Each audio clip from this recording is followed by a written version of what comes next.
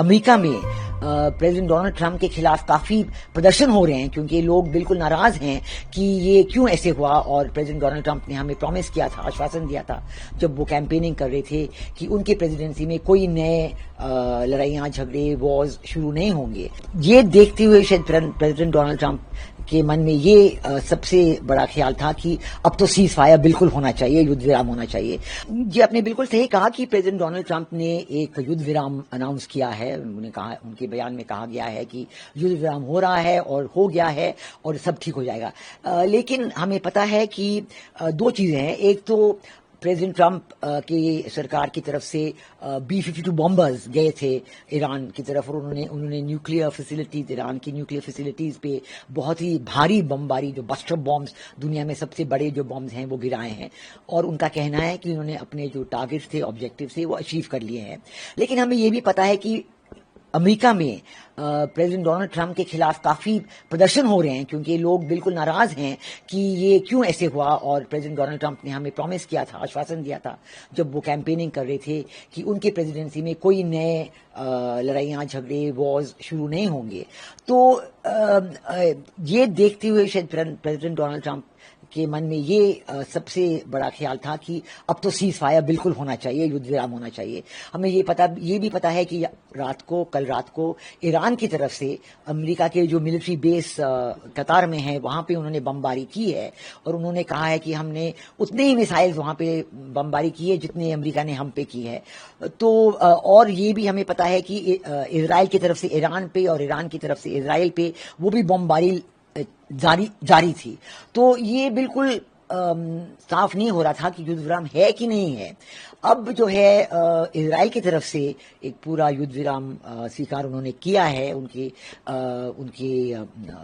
Cabinet की meeting हुई थी, उन्होंने युद्ध विराम स्वीकार कर लिया है। ईरान की तरफ से ये खबर है कि हालांकि पूरी तरह से खबर ये है कतार वगैरह कि हाँ, ईरान ने युद्ध विराम स्वीकार कर लिया है, लेकिन कुछ बमबारी इजराइल पे चल रही है सुबह से और उम्मीद है कि ये बमबारी बंद हो जाएगी और युद्ध विराम जो है पूरी तरह से लागू हो जाएगा। और इसके बाद जो है डी एस्केलेशन जब कंप्लीट हो जाए, क्योंकि ये ईरान के लिए एक शर्त थी कि इजराइल की तरफ से अमेरिका कोई भी हम पे युद्ध ना करे, तो अगर ये डी एस्केलेशन कंप्लीट हो जाए तो फिर डायलॉग और डिप्लोमेसी के जरिए निगोशिएशंस शुरू हो सकते हैं। इजराइल के स्टेटमेंट में भी दावा किया गया है कि उनके जो भी ऑब्जेक्टिव थे, जो भी वो चाहते थे, उससे ज्यादा उन्होंने फुलफिल किया, ज्यादा हासिल किया। ये तो तीनों साइड कह रहे हैं, अमेरिका भी यही कह रहा है, इजराइल भी ये कह रहा है और ईरान अपनी तरफ से ये कह रहा है।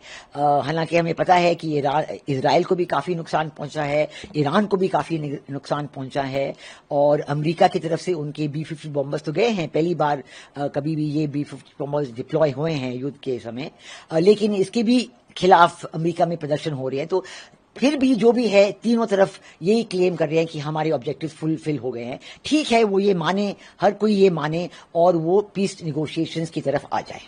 लेकिन कल जो एक तरह से बमबारी की गई ईरान के द्वारा कतार में, अमेरिकी बेस पे, उसके बाद कतर, UAE सबकी तरफ से उसकी भर्त्सना की गई, उसको कंडेम किया गया। आने वाले समय में क्या आपको लगता है कि इससे एक नए तरीके का एस्केलेशन होगा, नए तरीके का? देखिए, कतार और ईरान के बीच तो काफी अच्छे रिश्ते बन गए थे पिछले सालों में, लेकिन गल्फ कंट्रीज और ईरान के बीच कुछ चलता रहता है और वो स्टेट्स ऑफ हॉर्मुज भी हैं, उनकी प्रॉब्लम्स तो चलती रहती हैं बायलैटरल।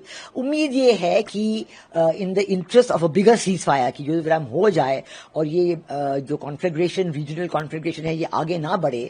इसके इंटरेस्ट में सारे जो देश हैं, Middle East, West Asia, Gulf और सऊदी अरेबिया, सब देश सीज फायर को स्वीकार करेंगे और इंसिस्ट करेंगे कि इस सीज फायर, युद्ध विराम लागू हो जाए और ऐसे रहे और फिर पीस निगोशिएशन शुरू हो जाए। ईरान का क्या हक बनता है कि वो जो न्यूक्लियर इनरिचमेंट, यूरेनियम इनरिचमेंट कर रहे थे, वो किस हद तक कर सकते हैं, सिर्फ सिविलियन न्यूक्लियर, इस पे भी काफी बहस पहले चल रही थी। तो उम्मीद है कि इस बार जो है ये जो निगोशिएशंस है ये अच्छी तरह से खत्म हो जाएं और पीस प्रिवेल करे।